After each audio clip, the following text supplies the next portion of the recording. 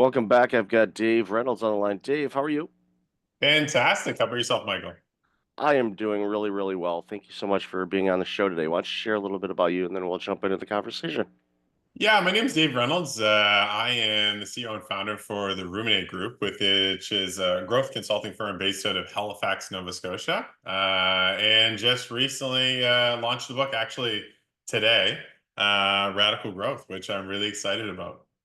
That's awesome. And congratulations on the book. And we'll definitely dive into radical growth in a moment. But so I love the name of the company too, especially with the number eight in it as well. It's definitely either yourself or you're surrounded yourself with creative people to come up with it because, a lot of times when, businesses, consulting firms, business, growth organizations come up with names, it's like, they're kind of generic and vanilla.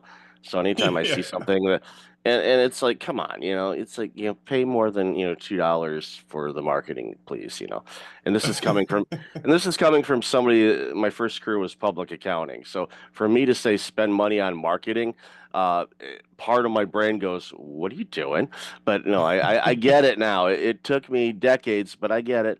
But so what got you into this business? What did what was the calling for you to dive in and do this type of work to help organizations really focus on their growth?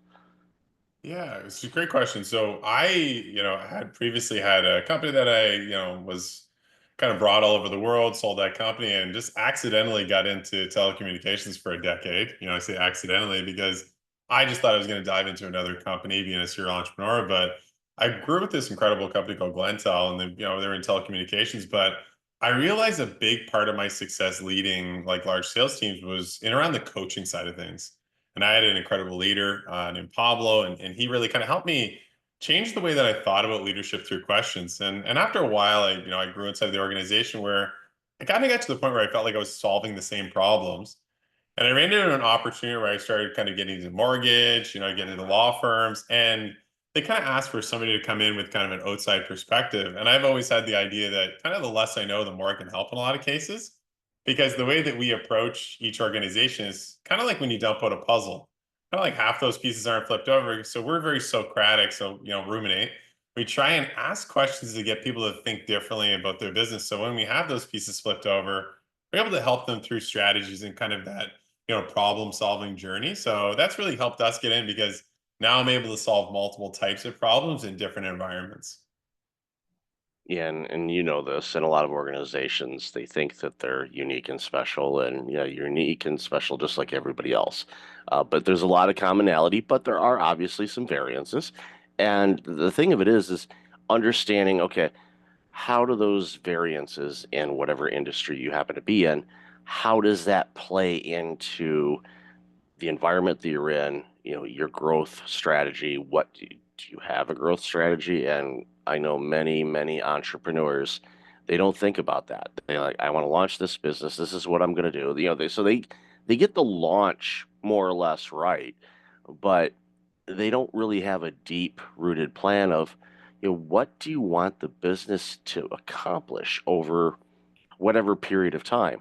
They just think, oh, I'm just going to launch it. And it's like, well, yeah, you can launch it, but how are you going to grow it? Because if you're not growing, you're dying, is a phrase that we hear a lot. And a lot of organizations, and we see it all the time, businesses are growing, growing, growing, and then all of a sudden they're gone. And you're like, how, why, what happened? And well, there's a variety of different reasons, but uh, do you encounter that as well, especially when you're working with some new clients that they really don't have a growth plan, which is why they should reach out to you, of course. But I'm guessing that's probably one of the common things you run into. Yeah, and I would say they have a growth idea, but they don't have a plan. And so I commonly see like, we'll ask certain, hey, do you have a strategic plan? What are some of your objectives? What are kind of your measurement system look like? And there's always a very clear yes. Yeah, we have those. And my response is always perfect. Walk me through it. And once we start getting into like the depths of each of it, there's not a whole lot there. So it's our, opportunity to really come in and help them build up the right processes so they can scale. And it's interesting to see when businesses have structure and discipline, how quickly they can scale and be more sustainable. So I think really kind of, again, back to flipping over those puzzle pieces, I think because we dig deeper than most organizations, we really get to where the biggest opportunities are versus the problems. Those opportunities are really their growth elements that really help them get to the next level and be scalable. And that's the key is, scalable and sustainable. Because as we know, especially looking back over the last 5 years, every business has faced some type of challenge. They have all kinds of different challenges. And an organization today may look a lot different than they did 5 years ago, just based on everything that's transpired in the world, whether it's pandemics, wars, trade disputes, you name it. There's so many things going on. Retention of people, there's so much. And organizations that are agile and are able to be open to maybe look at things a little bit differently or think about it is a good sign that I find in when I'm working with teams because I help teams with workplace culture and burnout prevention. Actually, it ends up being burnout recovery, but I wish it was prevention. But I worked in healthcare for 15 years. Prevention that's not what the system pays for. It still pays for recovery. The Mm. prevention side of things is not funded well yet. Maybe if we started focusing on that, well, we'll see, but that is a completely different subject to go into. But at the end of the day, it boils down to what do you want your organization to be? Where are you at now? And then quoting the late Steve Jobs, work backwards, and Yeah. just like okay, what are the steps? And you'll find in many organizations, and I'm sure you've seen this too all the time, where there's pieces there. They don't think there are, but they've actually by accident or just by nature, those pieces are relatively in place. So it's just, okay, let's kind of tweak here and tweak there. And you said it a moment ago, it's like you make some little adjustments and all of a sudden they scale like crazy. And they're like, "Whoa!" And they think you're a superstar. Well, you are. It's because you came in, and I love your quote you mentioned a few moments ago about the less I know about your organization, the more I can help you. That is so good because what happens when we see this with big consulting firms, I'm not going to name any names, but a lot of times they go in and we've done everything. We're name of company, and they come in and they do all their work and they leave and you look at that organization a few years later and they really haven't implemented anything or the growth didn't really dramatically change. Now, I'm not saying that across the board. I mean, those firms do some great work, but I Yep. see more often than not, nothing really changes. And a lot of that has to do with, the willingness and openness of the leadership of the organization and their staffing current and what's the skill set and what's the opportunity there to do it because sometimes Hmm. uh, you know quoting the late Jim Rohn, a lot of this stuff is easy to do but unfortunately it's also easy not to do, and a lot of people choose the comfort avenue and I'll do that later, and later never shows up. Yeah, I think there's so many like gold nuggets there, especially where I think sometimes we also run into an area where we see companies making the same mistakes. And I think I always look at a quote like a mistake made twice is a decision. And so like what we try and do is we try and like find out in the organization is what part of the organization is reactive, what part is proactive. In a lot of cases, they're really running in a reactive environment. So it's a matter of like how do we help them find habits that they can be more proactive and get ahead of some of those challenges they might face. Because I'd say there's another challenge too that we ran into a lot of organizations, especially over the last 5 years, that the company actually grew faster than the people did. So then some of the challenges they're seeing are like silos, communication, no cross-functional development. So almost to your point, which I love, is there's amazing big consulting firms, but I find they're doing it for the company. And I would say we do it with the company. So when we work with a company, it's very much in a co-created environment because if they're part of the strategy, they're more likely to own it and embody it. So if our organization isn't there anymore, it's still going to be there, years later. And that's, I think, what we love most about partnering with organizations is doing it with them instead of for them, which I think we care about a lot. Well, it's like the analogy of coaching. A great coach, calls in and trains you on how to execute, whether you're playing a sport or whatever. The player is the one that has to do the work. You know, Brady won all the Super Bowl championships with Belichick. Belichick wasn't out on the field. Well, he might go out in the field to yell at the refs or something like that, but he was usually on the sidelines. It was Brady and his team that would go and execute the plays that the coach coached them on over and over and over again. And we're seeing that shift. And I've had a ton of people on the show over the last 8 years now, which is still mind-boggling that I've done it this long, but enjoying every second of it. But especially over the last year or so, I've definitely seen a theme with people, whether they are a leadership coach or an organization that's helping other organizations, or they're just a leader themselves. They're recognizing that, eh, especially with the younger generations, they're looking more for mentorship and coaching and guiding than managing. And a lot of people say, well, coach and manager, that's the same thing. Oh, no, no, no, it's not. Now, in sports, yeah, the title might be there, but ultimately, the coach is there to make you be the best you can be for the success of everyone. And when you change that mindset a little bit and understand it, that's when you start seeing, people become better. And, quite frankly, the environment plays a big part of it. The workplace culture, I see it all the time. I've gone into organizations that have amazing cultures, and their people are great, they're dedicated. Everybody's got different skills, but they all hone them together for the greater good. And there are cultures that I've encountered that were absolute cesspools. And like, ooh, yeah, this is not a pleasant place. It's like the people that are still here. Why are you still here? It's like there's opportunities elsewhere.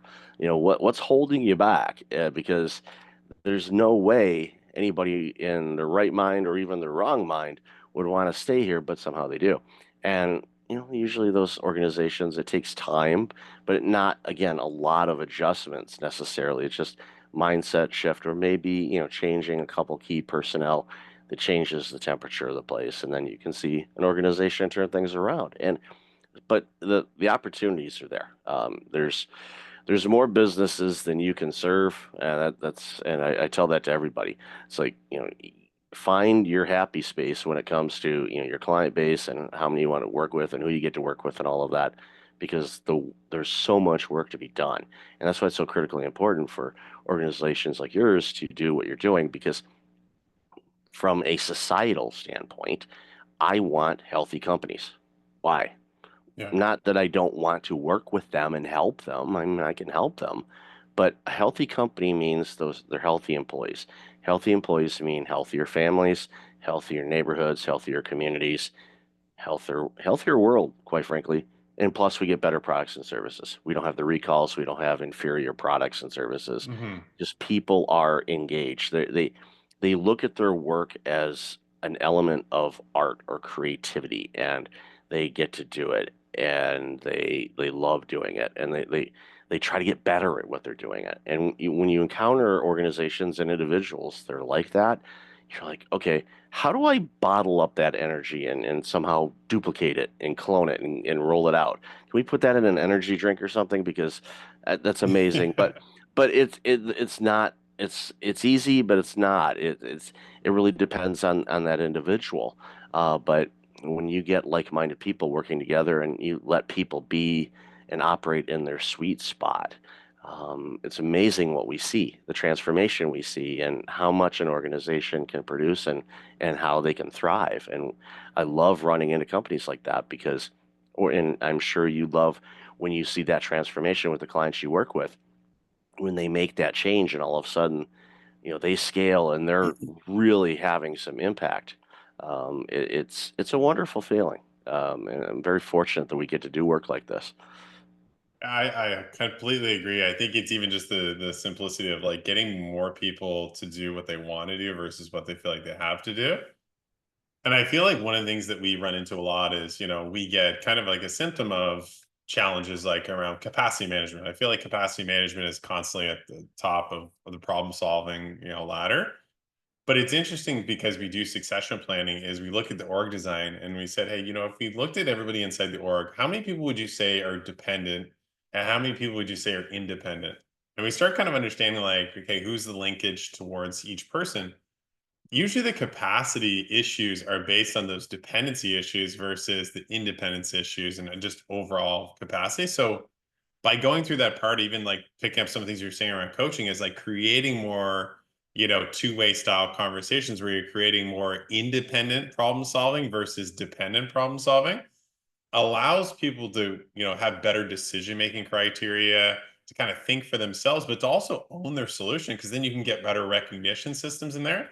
I've seen some organizations totally transform, not overnight because great change, takes time, but when you get more of that organization shifting to more independent problem solvers, you get to work towards kind of an interdependent, or we're looking on the term, entrepreneurship inside those organizations, and they can grow at any level they want to. But I would say in most cases, leaders just get so addicted to problem solving or just giving the solution and moving on, but nobody's really solving the problem, which is we need more of an independent workforce that leans into the want to versus have to. Yeah, and it's a mind shift change, but I get to go to work instead of I have to go to work. It's simple change of a word, but it's a dramatically different experience for sure. So let's segue into the book.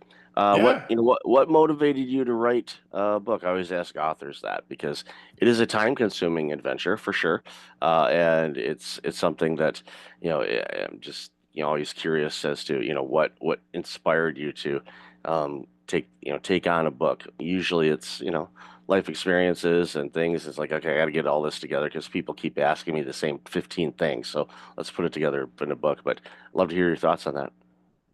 Yeah, this is a great question. And I would say that initially it was always kind of a bucket list thing. It's like, oh, I just always admired authors and always wanted to kind of, be down that lane. And then I remember a couple of times with clients, or several times, because we do a lot of executive coaching, that some of those owners or CEOs said, if you've had a program that you could kind of teach, that you could kind of teach our leaders to kind of do what you do, because we want to be able to kind of obviously share that through the organization. And since then we created a program that we kind of have our radical growth coaching program. But, I started thinking from an abundance mindset. I was like, I should really just share this through a book. And I actually ended up running into, a really successful friend of mine, Ron Lovett, who had put out a book. And he had gone through this incredible process. And I said, hey, how'd you do it, Ron? He kind of engaged me to the publisher we had. And we kind of started the journey probably about 2.5 years ago. And it's been an incredible journey. I would say the hardest part of the process was doing the audiobook. I thought that go down to New York, jump in the studio, bada bing, bada boom, and I'll be out of there. It was a lot harder than you think because of how precise you need to be on the delivery, where you pause, where you breathe. I remember the first day, even just like going through the process and realizing I'm like, I feel like I'm running out of breath. Like I'm gonna pass out here in this studio. So it's been a journey, but it started really by being a bucket list item, but really being able to kind of tell the story of our process throughout. It's yeah, audiobooks are definitely a different beast. It's because it is even if it's your words, you're reading your own words, but if you now what's helped me and things that I've done, and I know there's some people that are like, when are you doing the audiobooks for your books? I'm like, I'm getting to it. Come on, I got things going on, I might offload it, but then everybody's like, no, we want your voice. I'm like, geez, you guys are picky. But at the end of the day, it's one of those things when you're reading something, especially if it's yours, and it's kind of like story time, if you're reading to your kids or if you read to school kids in class or something like that. You're trying to evoke the emotions in the thing. Now, if it's a technical book and you're talking about Python coding or something like that, Yeah. okay, I get it. That's something different. But for something like this, where you're trying to connect, the listener or the reader, but the audio listener of what you're trying to hammer home on this and why this is so important for radical growth of your organization. Imagine what this would look like for you in your organization if you were able to break through this particular barrier that's been haunting you for the last 3 years. What would that feel like? And what it does is it allows the listener and the reader too, depending on how they read, they can pause and go, and all of a sudden they're like, that hope kicks in. And that's Mm, the beautiful thing about books, especially books that are helping organizations and people be a better version of them. When you give them hope and encouragement to like, you can do this. You know, if this white kid from Detroit can do it, you can do it. Okay, it's just I tell that all the time. Not to demean white kids from Detroit, uh, but anybody can do it. I've seen so many yeah. people overcome the the odds are so stacked against somebody from doing something. Even, in going back to contraception, if you want to go that far, it's like the statistical odds of us being born are so remote that it, but here we are. And so it's the same thing. It's like, and people say, well, I don't know if I want to write a book. There's so many books out there. Like, yeah, but you know what? There's no books out there from you.